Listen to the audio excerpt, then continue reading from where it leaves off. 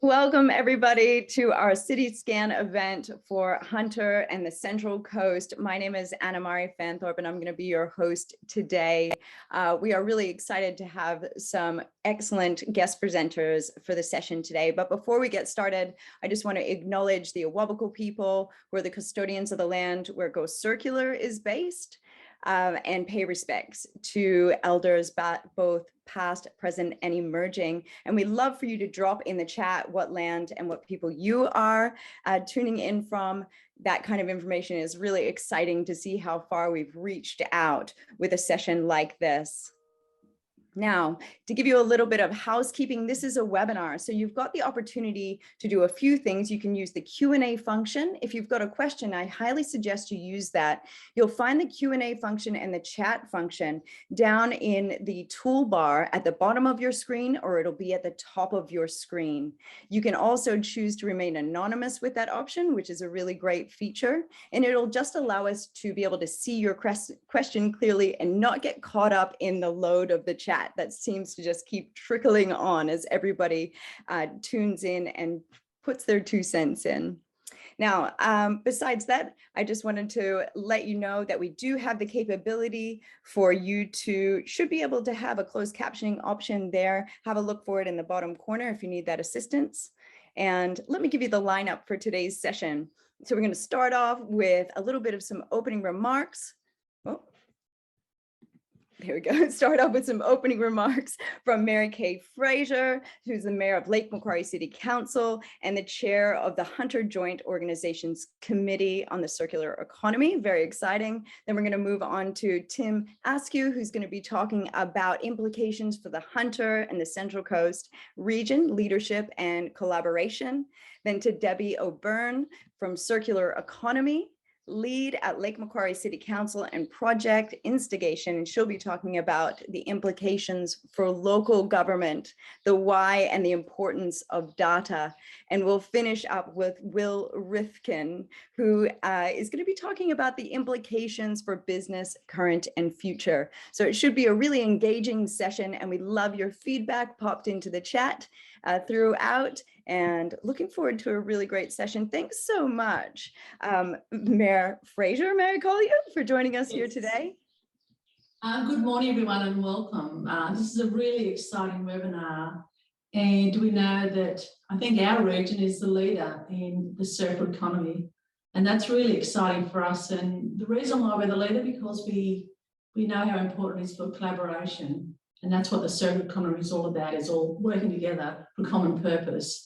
And I'm really pleased to be part of the working group at the Joint Organisation of Councils, where there's 10 councils that are working on the circular economy, and that's really important for our region. And the city, the Circle City Scan is a good example of what we can do when we all work together. And we'll all have our own journeys and our own stories to tell, but this is a really exciting space for us, especially in Lake Macquarie. We're very fortunate to have someone like Debbie O'Byrne with us, who is leading in the circular economy work, and we're the first in New South Wales, Australia, to have a framework for circular economy. So I'll be interested to hear all the discussion that goes on today and see how we can learn from one another and gain all those experiences, because this is a new future for us. It's a new economy and it's a new way for us to work. And it's really exciting that local government can be at the forefront of that, because we're best placed to deliver that major infrastructure and that major initiatives to do with circular economy. So thank you very much for joining us. Have a lovely day, and I'll be really excited to hear from all the presenters. Thank you. Fantastic. Thank you so much, Mayor. We really appreciate you taking the time out of your busy schedule to join us here today. So we're going to be moving on to Tim Askew. Now, he is the Regional Program Manager at Hunter Joint Organization and coordinator of the Hunter and Central Coast Circular Economy. And he's got a bit of a presentation set forward to us today. So just a reminder, implications for the Hunter and Central Coast region, leadership and collaboration. Thanks, Tim, for joining us today. Thank you so much. Thank you, Mayor Fraser, for that great introduction. Really exciting to present on behalf of the Hunter JO and for the Hunter JO to bring you this webinar. Next slide, please. Oh, slides disappeared. That's fine. What I was going to talk to you about today is really how important it is that we do collaborate in the circular economy space. And it's the only way we can move this forward in true collaboration style. So who are we that are hosting today? We're the Hunter JO. We're a local intergovernmental collaboration coalition. Our board of directors is the 10 mayors of our region. And we work on strategic projects on behalf of the region and do advocacy on behalf of the region. We try to imagine there's no local government boundaries, and we look for the shared interest across all of our councils, and we try and get these projects moving forward. And that's what's great about the circular economy, is that it fits really well within the Hunter JO. Also, from a regional perspective, the Hunter and Central Coast region is over 1 million people. That's quite a significant region, and the GDP of the region, is bigger than the ACT, Northern Territory, and Tasmania combined. So we're right-sized for helping and collaborating in the local circular economy and trying to develop that local circular economy. And also, I think the other great thing about it is that we can really demonstrate this collaboration just in this very project. And this project was kicked off by Lake Macquarie Council, and we supported them alongside Go Circular, and two of our biggest councils, Newcastle and Central Coast, all chipped in to bring this project together. And we engaged the university, and they were a partner, also a consultant on this project. And through their economic development department, alongside having an intern, Kyle, who's on the call today, maths intern, we really got a complex set of participants, complex set of problems, and brought them all together using a world's first, Australia first, using Circle CityScan to develop our report with the assistance of the University of Newcastle. Next slide, thanks. So, we talked a little bit about collaboration there, but we started a couple of years ago with a material flow analysis in this space, and we gave it a crack. We had a look at our data sets that we could find, and we had quite a limited view of our entire economy. We could look at the waste element of our economy, the waste side of a circular economy, and we analysed that data. And we got some really good insights, but we knew we needed to do more. And Lake Macquarie's council was, alongside our other two big councils, really brought us all together to use the Circle CityScan tool to take a more expanded view and to get those inputs of other data sets. And Debbie's going to talk a bit about that in the next session. We brought in greenhouse gas emissions, other economic data. So it was really important to have that expanded view. Whereas previously we're only looking at one part of the circular economy, the waste end, which is quite common. Next slide, thanks. So what came about in this report that the university put together for us? Well, there was 5 key opportunities that popped out the other end, and the other speakers will talk about this in a little bit more detail. But it was really to engage with industry more around the opportunities in our region. The question of data came up, and as I said, Debbie will talk a little bit more about that, but it's the quality and the granularity was really important, that we needed to do more work in that space. Other opportunities around looking at the supply chains holistically. Sounds obvious, but it's really important when you're looking at when you're trying to build a circular economy, especially a local one. We need to understand our supply chains, need to understand the risks around that. And we also need to boost circular economy literacy across our region. So 5 really important things we need to deliver on, and 5 key opportunities that popped out of the report. And I'll talk a little bit about next steps at the end of the webinar. Love to hand over to Debbie O'Byrne. She'll run you through the next portion of the webinar. Thank you. Thanks, Tim. And thanks, Mayor Fraser, for opening us up today for hopefully some really good discussion. So this was an interesting journey for us. Like I said, it was very much around collaboration and just wanting to unpack a little bit of, as to why is data important? What kind of things? I mean, one of the things I talk about a lot is a linear economy asks a certain set of questions and has been asking those questions for, you know, a couple of 100 years. A circular economy asks different questions. So we wanted to start with understanding the flow of materials around our system. And we didn't do a city scan because it didn't make sense for Lake Mac to do a city scan just on Lake Mac. So we pulled it back a bit and looked at our region. So why is data important in a circular economy? You know, I talk about this a little bit, you know, being a market maker or a market taker. And, you know, this shouldn't have, some of this stuff shouldn't have come as such a surprise to us. China launched its law for the promotion of the circular economy in 2009, and it was very likely that that was going to disrupt supply chains and more specifically waste. A lot of the China sword is a direct result of this law, the law that China made, which is, you know, we're not taking your crap. It's not well sorted. We haven't got anything to do with it. We can't circulate it in a circular economy. So and we weren't watching for that. So now we're in a situation where we're scrambling to try and address something that if we got a little bit better at horizon scanning, we probably wouldn't have been so surprised. And I also feel that local governments can be really innovative. We seem to think that the private sector has the lock on coming up with great ideas. And there's actually a really good book, I can't remember the author's name, called The Entrepreneurial State. And it talks about the opportunities that local government, state governments how they can enable entrepreneurship. So the circular economy transition presents fantastic opportunities for the community, for local government, for state government, and for entrepreneurs, in existing businesses to ask different questions. And out of that will pop some really, really interesting opportunities. And that circular economy conversation lends itself well to breaking down the barriers between silos. Circular economy work often happens at the boundary between departments, between organizations, between different systems. So we don't often have a lot of data as to what might be a good place to space to play in that. Next slide, Annie. So I want to briefly mention, when we're talking about the why, I've been showing this slide a little bit in the last couple of months, Earth Overshoot Day. And that marks the date when humanity's annual demand on nature exceeds what the Earth can regenerate.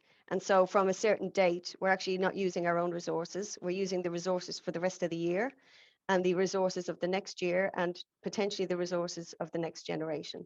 So I've started to try and, you know, when I'm trying to get exec teams and people who are not familiar with the circular economy as to why they would care about it, this is the slide that has gotten the most feedback where, oh, I get it now, why it's important. So if you look at Earth Overshoot Day in 1970, it was in December. That's, you know, that's not too bad. That's, you know, that's kind of maybe a little bit early. We were a little bit greedy, but not too much. And now you look at where we are now. We're now in July 31st or July 30th or 31st is the day when the planet has hit Earth Overshoot Day. And if you look at last year, COVID, we got a little bit of a benefit from COVID. There weren't many of them, but that was one where actually we pushed back a bit. I think it was August, maybe not quite September. And we know why that is. You know, we weren't buying as much. The supply chains were disrupted. We weren't flying. We weren't drilling as much oil because nobody could sell it. In fact, I think people were paying for people to take oil. So you can see that our activities has a very, very material impact to what happens in a broader scale on the planet.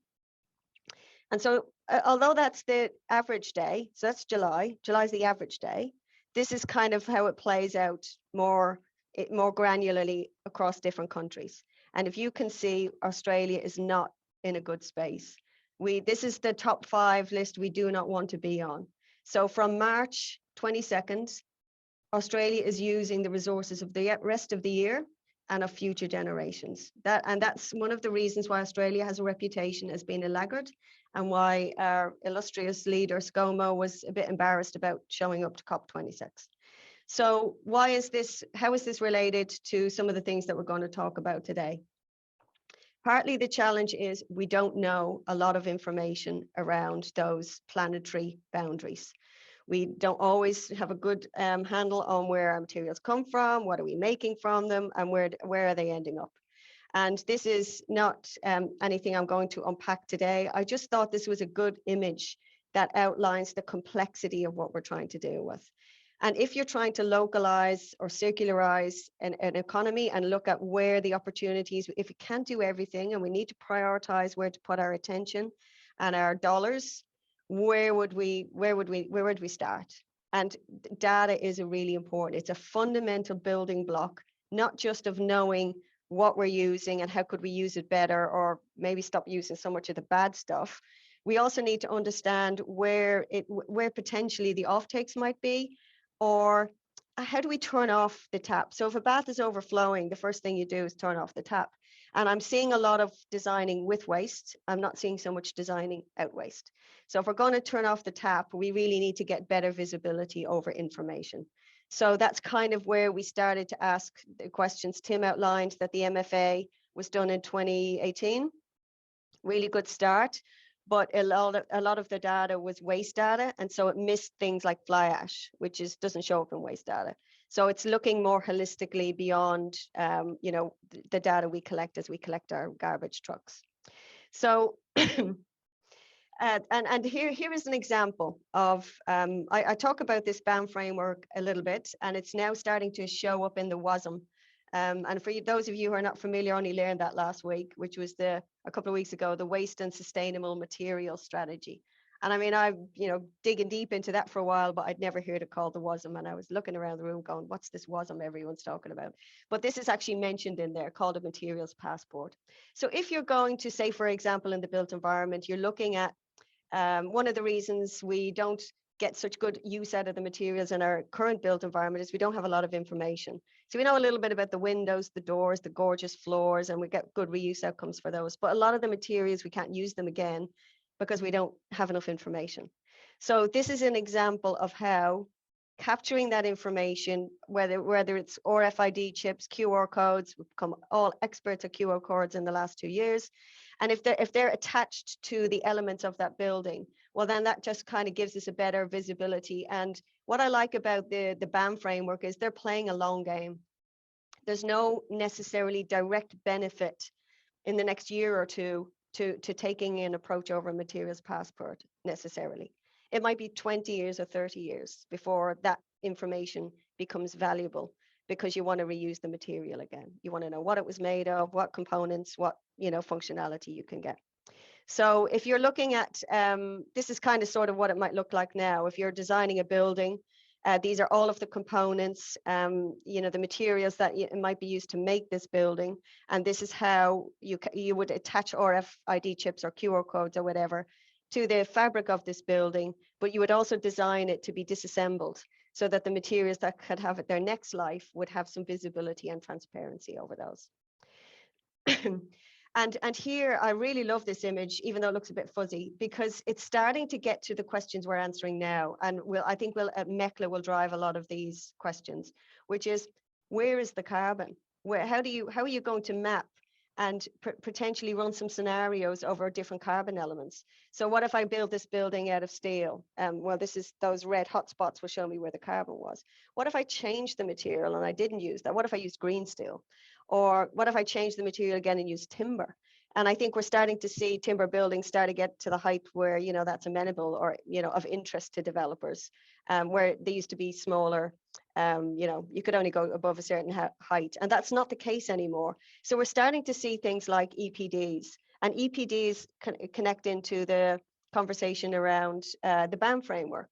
So, and how is that connected to the data scan? The city scan? I'm trying to articulate why data is important, because even if we got really good information, which we did, off our city scan, and we now identify that these opportunities to decarbonize the built environment, for example, well, how do we connect the information? And this really talks more to the next stages of the city scan rather than the existing one. What questions will we be asking, and what questions do we need to ask in order, because the point of doing it is to change something about the way we're doing things and doing things differently than we did in the past. So I just wanted to connect this piece to the public procurement piece. So I did a presentation a while ago and I said $1 in $6 spent in Australia is public procurement. And somebody corrected me and said, actually, Debbie, it's 1 in 4. So somewhere in there is the right number, but it's big. That is a huge, powerful lever for change. So one of the other projects that pretty much most of us in the crew here are involved in is a circular procurement project. So if you're going to run a circular procurement project, well, where should you prioritize? Well, again, we need data. We need to know what are the volume of materials we're using, what is the life cycle potentially of some of those, how can we change the way we actually make decisions? And I've been at council for a couple of years, and people still talk about whole of life costing, but it's kind of like a unicorn. We talk about it a lot, but no one's actually ever seen it really deployed well. And we want to change that. So we want to make sure that we're making evidence-based decisions off the back of data. And the city scan starts to paint a picture of what those opportunities might be when we go to the next pieces of work that we want to do together. And I did mention the WASM earlier, but I just wanted to pull out some key messaging. Preference for recycled content over virgin, decarbonizing, precincts, littered reference to precincts, circular, low carbon, clean manufacturing, and precincts lend themselves really, really well to facilitating industrial symbiosis. So we want to see opportunities to look at the materials flowing through our region where we might be able to meet some of those requirements for recycled content. We also want to look at opportunities for designing for disassembly, flexibility. If we're going to aggregate certain materials, where would it make sense to do that based on where they are, where they're accumulating, and then the technology off the back of that. So as I said, circular economy work happens at the boundaries, and we need to connect lots of these conversations across. So don't have a conversation around data separate to a conversation around material flows, to conversations around secondary materials or planning. I mean, we've got to start thinking systemically and break these challenges out of their silos. So this is kind of sort of what the City Scan aims to do, collect the data, and then that gives us visibility over areas where we might focus, and then hopefully uncover some relevant opportunities that make sense to our region. And a City Scan for Newcastle will look very different to a City Scan in South Island of New Zealand or Amsterdam. So it's really, really trying to contextualize the information. So the last point I'm going to make is, and we'll probably unpack it a little bit at the Q&A, is around the data sets. So one of the challenges we found is a lot of the data sets are Eurocentric, and that means the categories are designed, and Kyle will tell you the hair pulling and all kinds of wrangling we had to do to map our categories to their categories. But the assumptions embedded in the tool in the EU are very Eurocentric. So we need to be developing the next set of tools for Australia where we can make this data much more contextualized. So I think that's it from me, and I'm happy to answer questions from, at the Q&A, and I'll hand it over to Will, who's going to unpack the actual findings in a little bit more detail. Great, thank you, Debbie. I'm going to be discussing what are the implications for business. If you're operating a business, if you're with a business peak body, for example, or you're trying to stimulate businesses to come and set up in the Hunter and Central Coast region or to grow. Next slide, please. So 3 areas that I'll cover in my little talk today are the findings of the City Scan report, the idea of the City Scan tool developed in the Netherlands, and as Debbie alluded to, adapted for use by us for use in Australia. What are the key industry sectors that we should look at? I have an array of 10 sectors that the tool lists. And where are the growth opportunities that might occur? The implications for business occur in several areas. The constraints on business, that is with attempts to decarbonize the economy, which businesses might feel a little pressure, which business sectors, where could markets be developing, and what kinds of capabilities do we need in the sector to grow the circular economy? And then some takeaway messages about strategies about where we can go from here. So going back, you've seen this figure before. The Ellen MacArthur Foundation says if we want to get to net zero by 2050, solar panels and electric cars and things like that will get us about halfway there, but you really need to pay attention to products. How much energy goes into producing them, moving them, reusing them, disposing of them, that sort of thing. Next slide, please.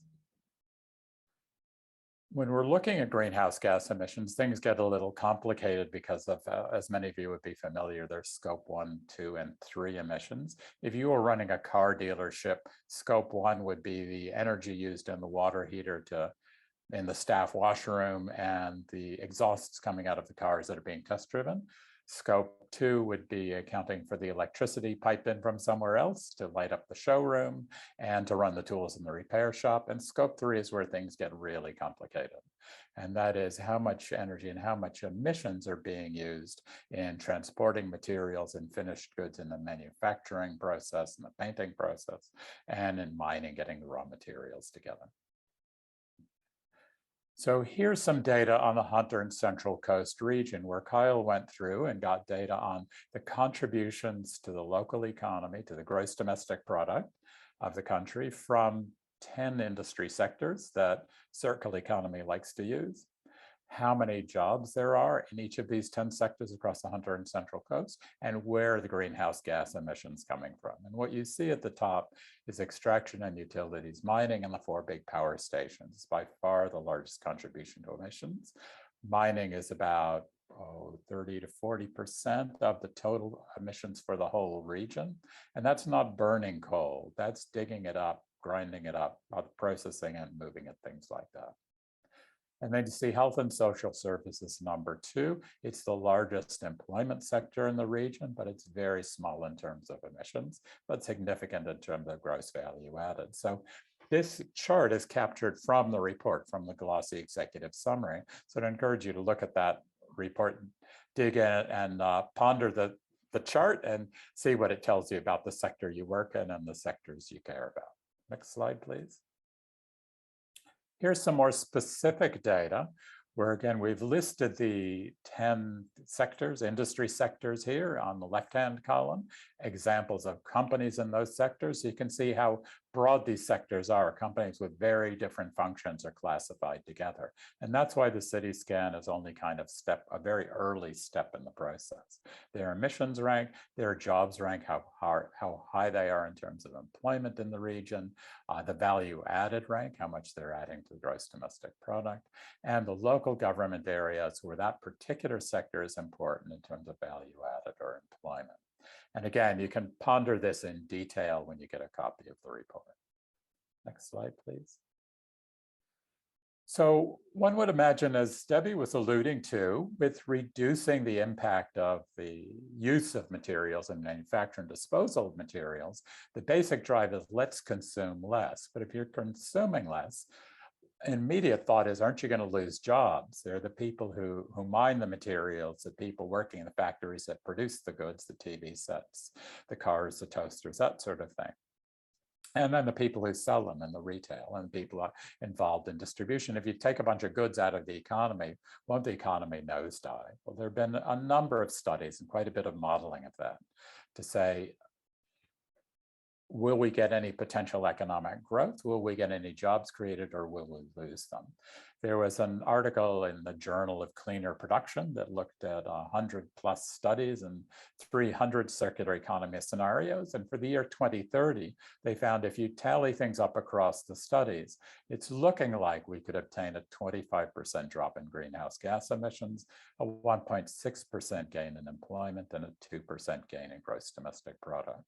So it looks like the circular economy could be a boon. And in Australia, there will be people who argue, well, we don't manufacture a lot here, so maybe the jobs will be lost in China. So that where you draw the boundary in some of this modeling is really important.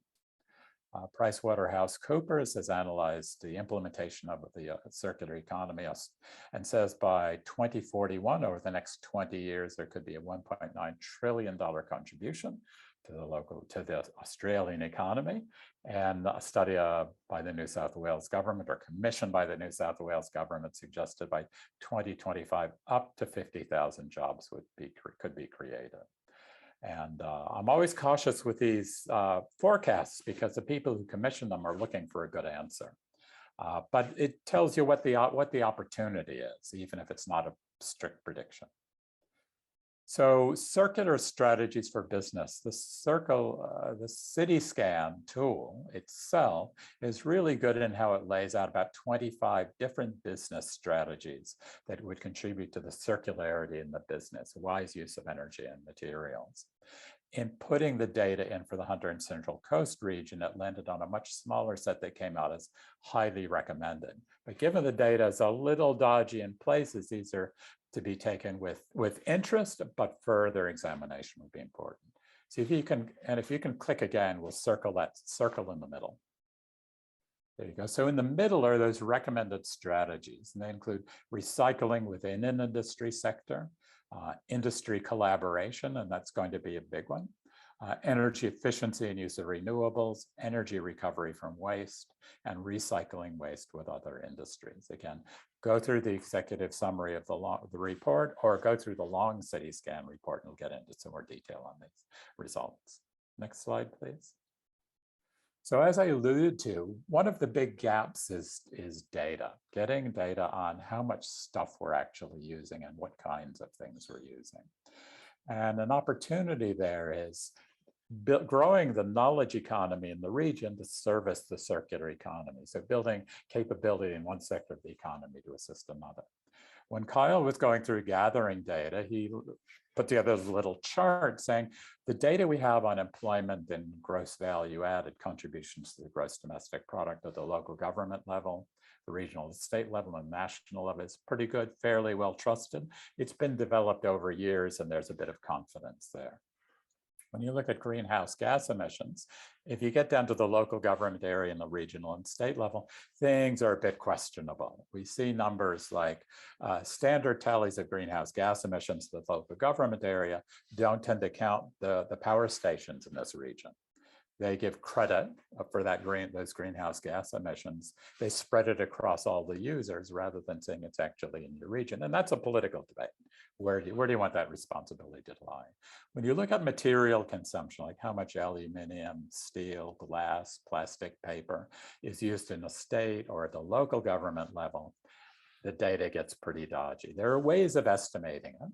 But if you look at how many items are sold in a typical supermarket, there are 40,000 products in a typical supermarket. If you even tried to estimate the greenhouse gas emissions associated with each one, I think I calculated it would take 5 years if you only spent an hour on each product to figure out how much greenhouse gas emissions would be emitted. So that's highly questionable. And if in scaling the figures down, what Kyle found was it used 2 different ways of estimating the greenhouse gas emissions for one particular material. The answers could vary by a factor of 10 or more. So this is a really big question mark, and that's why we really have to focus, and you can't do a calculation for the whole circular economy at this point. Next slide, please. So the takeaway messages are, 1, to acknowledge constraints. That is to figure out what's going on, what materials are being used, and what emissions are associated with them. Certain industries, well, I'm up at point B now. Certain businesses will have to report on materials, estimate greenhouse gas emissions, and accept the responsibility that they're in a complex supply chain where you may buy steel and you don't do much that causes greenhouse gas emissions, but other people in the supply chain are. So there are opportunities to design out use of some of that material. If we go back to point 1A, there's certain industry sectors that tend to be responsible or accredited with a fair amount of greenhouse gas emissions, and they may face some challenges economically if the governments decide to be a bit draconian and say, well, you can only run your factories 300 days a year instead of 365. Something that China's doing, question mark about whether that would be done in Australia.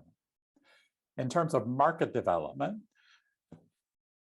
I would foresee, from what we've been seeing in examples and in the analysis, partnering and strange bedfellows, like when Molycop purchased a mattress recycler to get access to scrap steel and organic material that can be used in the steel refining process.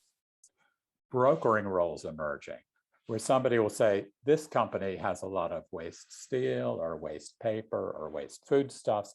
Here's another business that could be using that, but in a completely different sector. You need brokers who can do that. And also provision of data. Companies will have to be reporting data, and that'll have to be shared in a particular way. The irony is a lot of these activities are already occurring in the real estate sector. Houses are used again and again for decades, if not centuries.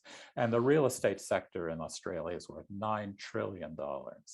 So we know how to do it, but there's a lot of development of data, access to data, making it visible, making it understandable that needs to occur. And that leads into the next point, which is knowledge development. That is, to figure out which materials you're using that can be reused, we need to grow certain skill sets and provide training for people entering the workforce or in the workforce. Insights on materials, insights on chemistry, how can you modify materials to make them more useful? Insights on economics, what's worth some money and what isn't. Plastic is very light, it's plentiful, people are concerned about it getting into the environment, but is it really worthwhile saving the little plastic tags off bread bags and shipping them across the country to be reused?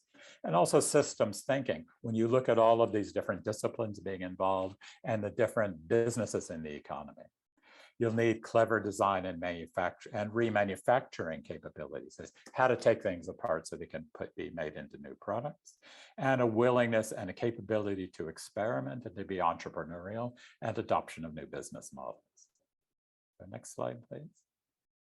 So that's it. So if we're interested in reaching net zero by 2050, a lot of work for the business sector.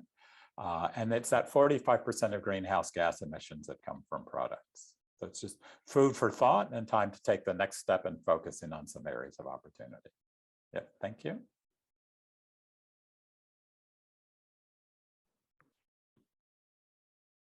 Thanks, Will. That was so insightful. We've gotten quite a few questions coming through. And what I might do is I'm just going to change it here so that we can see each other, because we've got a few questions in different areas and some of you might want to jump in depending on what the question actually is.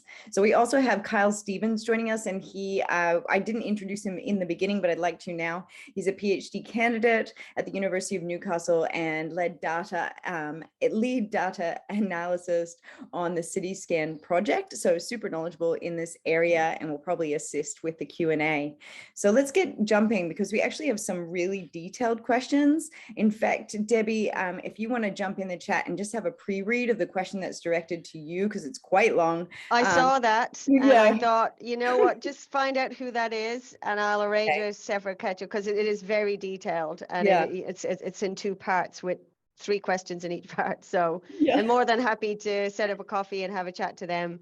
There is, it's just a little bit too detailed. But I think it kind of talks to some of the challenges we've got, which is what's next. We're asking different questions. They're very valid questions. How are we going to take this piece forward? And that's what we clearly identified, is that what we learned was how much we didn't know. And also how much we didn't have access to. I mean, we knew the challenges around the waste data because we had them when we did the MFA, where a lot of our waste data goes up to the EPA and is aggregated at certain level, and then we can't necessarily get it back aggregated. So we know it went up, but we don't know how we compare. There just isn't that visibility. And I think what we're looking at now is we're calling it CityScan 2.0. But we're trying to flesh out. We don't want this to be a static piece of work. We need to build, like Will said, that knowledge economy. How do we build the systems and the data infrastructure to continuously provide that information flow? Yeah, like that live kind of data so that we're not waiting, by the time we collect it all, it's obsolete. Yeah, absolutely. There's a question here from Brian Hill, and do remember you can pop yourself in there as anonymous if you would prefer. It says local government is ideal ideal layer for tackling many aspects of material flow, especially in waste stream understanding. How granular is the data for waste stream analysis for things like bulk curbside pickups? That's one question. Following on, where are the data gaps in material flows? Second question, so frustrating to see items with life cycle value going into landfill. Now, I'm not sure who wants to take that. Is that you, Debbie? Well, I'll just very briefly outline. We've just done an analysis of our bulk waste data at Lake Mac, and we got some incredible insights from that. But what it does tell you is, God, we're only doing this, asking these questions on a periodic basis. And there's so much smart technology out there. We've got to get smarter about how we capture this data. It literally means somebody going out with a clipboard and, you know, sorting and counting, and that is an 18th century, forget about 20th century.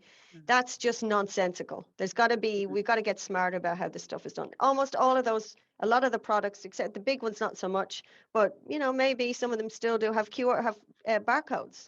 Why are we not capturing, you know, send a camera on a truck, a garbage truck, pick up the camera, and that'll tell you what the stuff is. And I'm just plucking ideas from the sky, but that is, it's not great is the answer. But, you know, the EPA, I think that would be a fantastic opportunity for an EPA grant.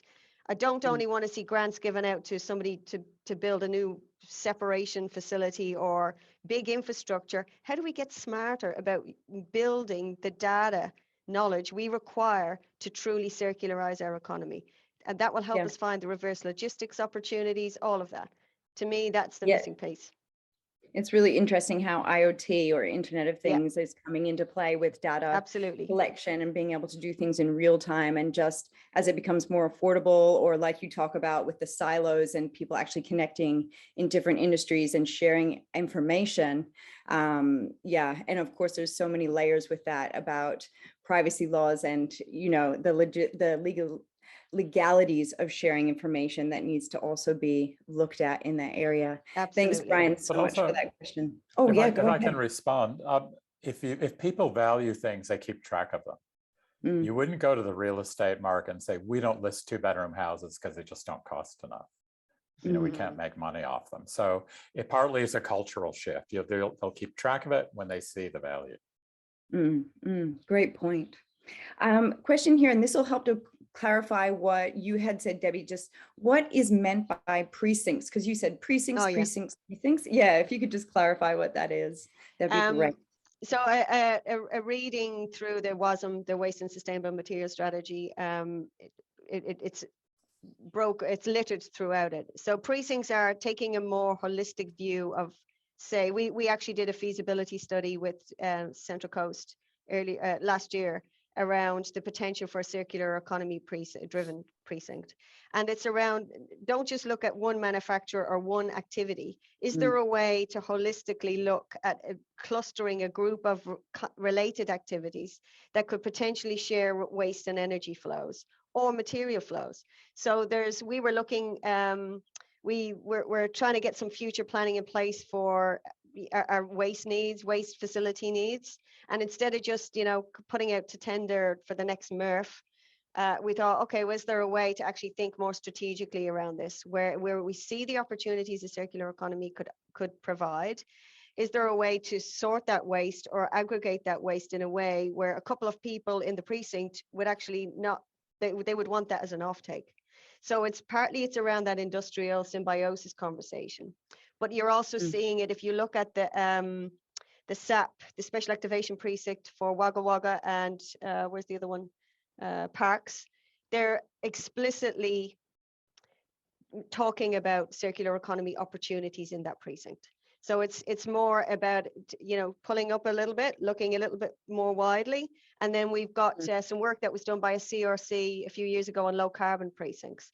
So it's just about getting out of that tunnel vision of one development or one building and putting it out. And even as far as master planning communities, you know, what you're seeing in Yarra, but it's not typically called a precinct. You see it more applied in the commercial or manufacturing space, but renewable energy precincts, they're all interrelated, particularly around the energy piece.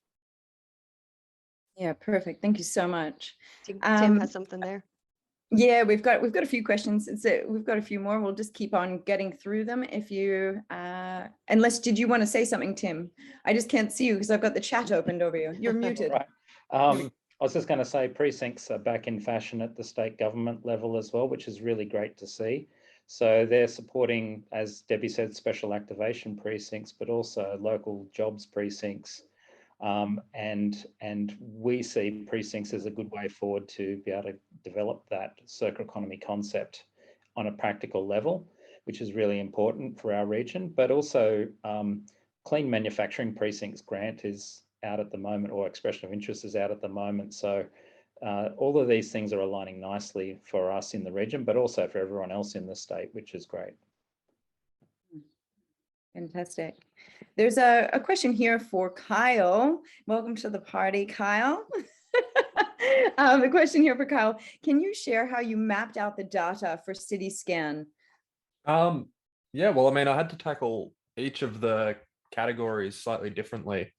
Especially if you recall that chart that Will had up on screen a few slides back with the different data availability. So when it came, because the CityScan tool specifically asked for the 4 different categories of employment, emissions, material flow, and contribution to the economy, gross value added, or whatever you want to call it.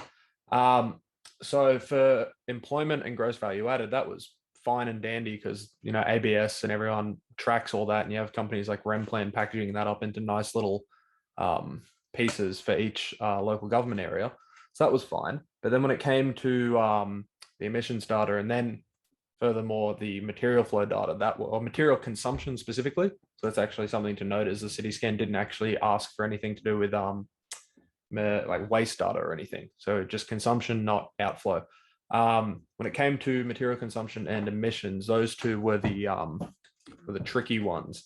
And I kind of had to go about both of those categories slightly differently. So there was, for the emissions, for example, well, for both of them, I started off by looking for really just like a relatively in-depth Google search as like the primary search, just to sort of look, see if there are any resources that actually dealt with like, well, how much, is there anyone actually tracking these for the local area or the region, and publishing it online, because that's the big part, is a lot of this is hidden, or like businesses won't actually actively publish like how much they're consuming in terms of materials, or how much they're emitting. So you'll have to like get estimates. So there was a bit with emissions. I'm trying to find, I can't recall off the top of my head the name of Ironbark. Ironbark, Those yeah. are the people. Ironbark were publishing estimates for greenhouse gas emissions, some weird mixture of scope 1 and scope 2 emissions, not quite the totality of it all.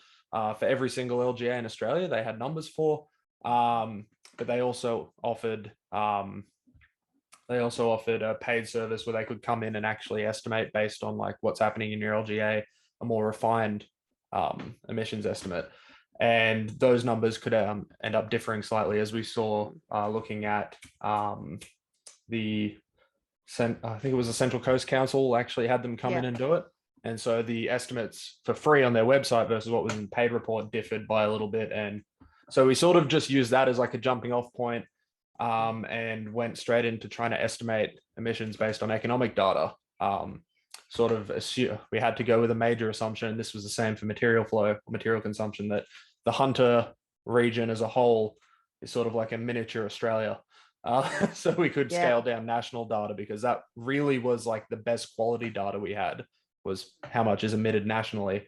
So yeah, we sort of tried to just use economic indicators for that. Also had an attempt using power consumption, because you know power consumption is linked closely to emissions. And yeah, like Will mentioned, you can get differences in estimates by a factor of like tenfold. But thankfully for the CityScan, it wasn't so much the exact numbers that were important, but more so the proportions between industries that were important. So, I mean, for either type of estimation that I used, whether it be economic or power consumption, both times things like manufacturing and extraction utilities all came up like as the major winner for emissions and material consumption, et cetera. So those stayed sort of consistent across. So it was a lot of cobbling, wasn't it, Kyle? Yeah, I mean, definitely. it was we had to take a little bit of this, you know, manipulate it and try Absolutely. and contextualize it, and then we would go to the next thing, and I might have to come at it from a completely different angle. Absolutely. And I think that was one of the learnings we had was, you know, this is actually a gap in Australia, where we don't tend to typically do this type of work. And that needs to change. But I guess what some of the insights in there you'll see from, you know, one of the slides was, you know, the gross value add for the, you know, mining and power and energy sector was not that far off the health and social services sector. Yeah. But the emission profiles were on the opposite polar end of the spectrum. And the jobs in the mining, the top layer, the extraction and mining was way lower than the health and services. And so the questions, to be asked are, where does that value go? Where does that GVA go? Absolutely. And jobs are a good measure of GVA sticking locally in a way that you don't necessarily see with a lot of dollars, but not many jobs. So where's that generation of that that wealth or that revenue ending up? I mean, it might be local, but it might not. So it just gives a bit more of a nuanced, wider perspective. Excuse me, perspective of what the data shows. But I think we learned what we didn't know. I think that was one of the big learnings, and the cobbling together of a system that isn't actually built yet. Yeah, great place to start and grow from. So we've got a question here. Are there any useful precedents in bulk waste pattern identification using tech like AI and object image classification? Question: how well understood are some of the drivers of household waste generation, e.g. rental market churn drives, frequency of house cleanouts / bulk waste? What impacts do right to repair have on waste stream plus product life cycle loss? That was a very long, complicated. I know there's a long also. question. Should we tackle the first part first? So the first part was, are there any useful precedents in bulk waste pattern identification using tech like AI and object image classification? Let's start with that. I can weigh it. Go for that, Will. One of my colleagues at the uni, Professor Ravi Naidu, has proposed a collaborative research center that would bring AI and modern information technology to waste management and waste handling. So things are moving in that direction, but I don't know the specifics. Okay, I would be very surprised if there wasn't. I mean, I've seen the OCR, the optical character recognition software used in waste sorting facilities, but that only tells you what happens when it arrives at the waste facilities center. And like I said, we're still unpacking, but it was the bulk waste review that we've done. It was part of the typical waste review that we do, and the insights are definitely there to be found. And one of the other questions asks about rental. That absolutely makes a difference. What kind of building you live in? Certain buildings don't have any facility to separate food waste. So, and that's where that built environment is really important. How are we actually creating a built environment that supports the choices that we're asking them to make, but make it easy for them to do what they do. And to be frank, it just, every time we've got a bulk waste thing going on at the same time, and to me it's just like, let's not win the tidiest town competition. I think they're hideous, those bulk waste days, and that's just a personal view. I'm not convinced that that's the best way we should be managing that issue. But I think the right to repair definitely has a part to play, but only if we change the design and the upstream. Some of the stuff you couldn't repair. It's rubbish. It's built in with a life of 4, 5, 6 years. So right to repair is really important, but we actually need to be designing products that have a longer life, so they're worth repairing, or they can be repaired. So these are definitely system issues for sure. I would add to that from a circular economy perspective, we want to solve every problem eventually. So in a way, what we're using data for at this point, if you're looking at bulky waste as an example, you're looking at trying to prioritize.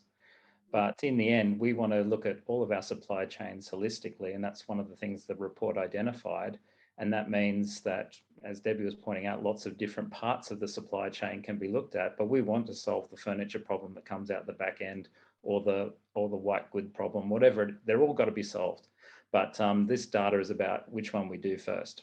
So just got to keep that in mind, and value for money is important in this as well. Or activating the system so others can solve a problem and we'll support them, but we can't do everything. So it's, yeah. Let's get to Steve O'Keefe's question here. It says, is there potential for a circular economy equivalent of the Hunter Valley Cold Chain Coordinator to optimize transport, material flows, energy, match waste producers, and with manufacturers across the whole region? That would be fantastic. I think the problem always is around resources, budget, and people. We have all contributed to this, and we do across all of our program. And you'll see at the last slide, this is a bit of a journey, and we're all working together with very, very small budgets. And we're really grateful for support from the state government and all of the stuff we do. But it needs a significant investment. If you're fundamentally changing from a linear economy to a circular economy, you're completely changing the way we think about and do things. Like, that's going to take a bit of investment to get there. So all of those things add up, and we all add up our small little budgets together to try and get somewhere. But there's way more we could do with a bit more cash. Yep. Yeah, absolutely. And we want to thank the Hunter Joint Organization and you, Tim, as well, for supporting this webinar. So thank you so much for that. We're just about to wrap up. And I know that, Tim, you were going to speak about next steps. I don't know if we want to hit this last question or move on to next steps. And if you drop your name, I can see that there's a question here from Granville. If you'd like to email us, I will drop the email in the chat. It looks like Annie's popped it in there, and we could answer your question in a follow-up email. Probably would be best. So yeah, Tim, do you want to tell us what's happening next? Well, there's so much happening next. I think we already talked about we're on a bit of a journey. If you want to flick over to the next slide there, it's we've put together a bit of a roadmap for the region that will be made public soon, but it's really trying to map out the next 12 months for us and what projects we're going to work on. And those projects down the right-hand side are really where we're trying to tackle all of those questions and all of those issues that popped out of the City Scan report. So looking at data strategy, I think City Scan 2.0 was what it was called. Looking at scenario planning, so it's looking at our supply chains holistically. Procurement, as Debbie mentioned before, education programs to try and get our literacy up, and also look at the whole ecosystem and how we can help each other along the journey. Collaboration, newsletters, simple things like that. All of those things add up. And one of the things that isn't on there, which was also mentioned, is around I'd probably call it a trading platform, but a way that we can interact electronically to try and help solve those supply chain issues. So all of those things are being looked at, and we'll keep chipping away at it over the next 12 months and beyond. Yeah, we're very lucky that we've got such a great group of people working so hard together to really try and make a difference. So I appreciate everyone's input into this long journey we've got ahead of us. So thanks very much, Go Circular. It's our pleasure. Honestly, this has been a fantastic event filled with food for thought, I would say, and just a really nice opportunity to engage around this topic and find out what's actually happening on so many different levels in the Hunter and the Central Coast. So thank you all for joining us here today. I have copied the questions out of the Q&A section, and I'm grabbing them from the chat that we didn't get to. We will follow up on answers with that in a follow-up email. So yeah, stay tuned and looking forward to future events. Thanks so much, everyone, for joining us here today.